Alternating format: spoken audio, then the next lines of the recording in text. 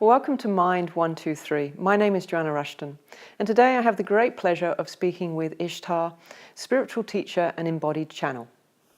Welcome again, Ishtar. Thank you for having me. So, what kind of guidance could you give us around how we can start to let go of and start to release the expectations that we often put on other people? I do a lot of counselling with couples and how they work in relationship, and also not just partners, but mother and daughter and father and son, and mothers and their children and things like that. And one of the biggest issues, of course, is always our attachments, all our expectations that we have of each other.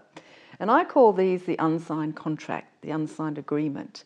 That's the unspoken agreement that we hold with somebody.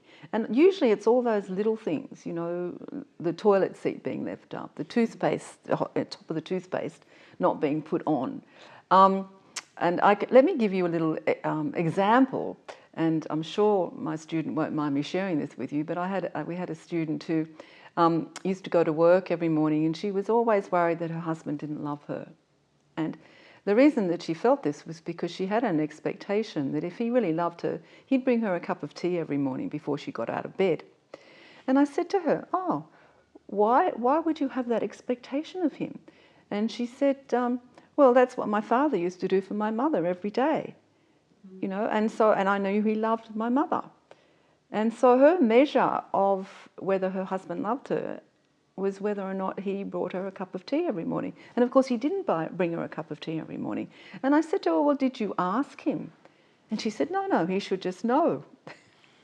And I said, well, this is that unspoken contract that you hold, that you're not telling them about. So when I work with couples and with others, I actually get them to write down their expectations of each other, what they're actually holding in themselves. Put the toilet seat down, take the garbage bin out, make dinner 3 times a week, whatever it might be.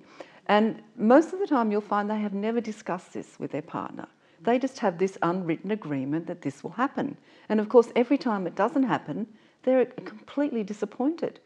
And if they believe that the partner doesn't love them because they're not fulfilling this expectation, you can imagine how this causes divorce and separation and conflict in relationship. So those unspoken agreements and contracts are really important.